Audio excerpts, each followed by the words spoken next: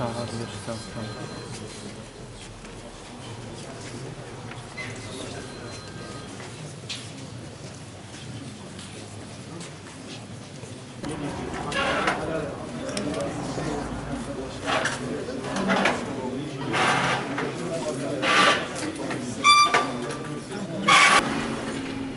Bismillahirrahmanirrahim.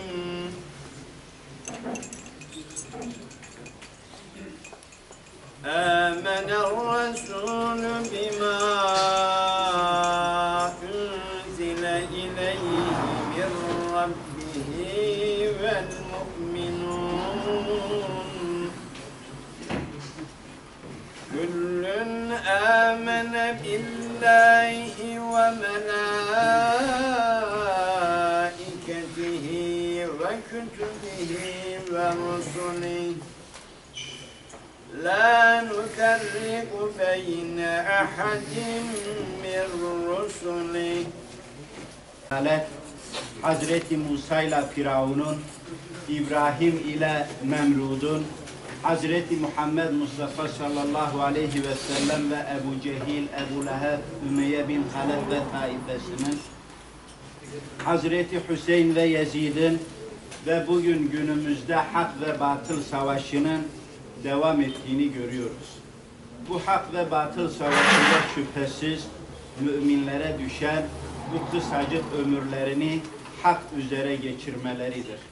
Şayet müminler yaşantılarıyla hakka şahitlik ederlerse, hak kendilerinin yaşantısına şehadetlik ederse, o zaman akıbet müminlerindir.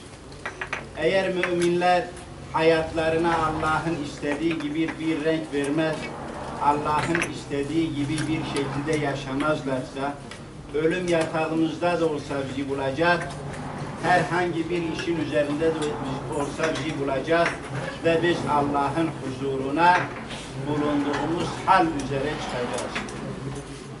Rabbimizden temennimiz odur ki, müminlerin bu hak ve batıl savaşında uyanık olmaları, diri olmaları, hakkı ve batılı iyi benimsemeleri, basiretleriyle birbirinden ayırt edebilmeleridir. Çünkü ayet-i kerimede dediği gibi, eğer bizler hakkı hak bilip hakka uymaz, batılı batıl bilip batıldan içtinab etmezsek, yarın Allah'ın huzuruna çıktığımızda Rabbimiz basiretsizliğimizden dolayı bizi cezalandıracak. Küfrün rengi, dili, dini, şekli yoktur. Küfür zaten kelime anlamı itibariyle hakkı gizlemektir. Hak söz konusu olunca onlar bir yolunu bulur, hakkın üstünü örtmeye çalışırlar. Hakkın üstünü örtmeye çalıştıkları zaman şayet hakkın üzerini örtemezlerse, ki kıyamete kadar Allah'ın izniyle örtemeyecekler, güneş balçıkla sıvanmayacak, müminler duruşlarıyla, yürüyüşleriyle, sözleriyle, tavır ve davranışlarıyla Allah'ın yeryüzündeki halifelik misyonunu devam ettirecekler. Küfür de bu müminlerin misyonunu gördükçe kudurmuş köpekler gibi onların üzerine saldıracak ve hıncını almaya çalışacak. Fakat ölüm hepimizedir. Bugün bize, yarın onlaradır ölüm. Ama bizim ölümümüz Allah'ın izniyle biz biliyoruz ki bizi Allah'a ulaştıracak bir yoldur. Fakat onların ölümü hem bu dünyada onlar için bir zillet hem de ahirette onlar için bir azaptır. Kafirler sanıyorlar ki yaptıkları kendilerine kâr kalacak. Zalimler sanıyor ki yaptıkları zulümler onların yanına artı olarak kalacak. Ama وَلَا تَحِينُوا وَلَا تَحْزَنُوا وَاَنْتُمُ الْاَعْلَوْنَ اِنْ كُنْتُمْ مُؤْمِنِينَ diyor Allah. Üzülmeyin, gevşemeyin. Eğer inanıyorsanız muhakkak siz üstün geleceksiniz. Küfrün çığırtkanlığı, küfrün deflerle, albanelerle Bedir meydanına çıkması bizim dizlerimizdeki bağı çözmesin. Şayet onlar bütün görkemleriyle Bedir meydanına çıkıyorlarsa muhakkak Allah melekleriyle Eğer iman etmişse müminler melekleriyle müminleri destekleyecek ve müminler küfre galebe çalacaktır. Hiçbir tarihte, hiçbir gün Hazreti Adem'den bugüne kadar küfür ilelebet payidar olmamıştır. Bizler biliyoruz ki hakka uymanın bir bedeli vardır. Neticesi canımızı vermek olsa da Allah bizi haktan, hakikatten ve Allah'ın yolundan ayırmasın. Amin. Fakat batılın da bir bedeli vardır.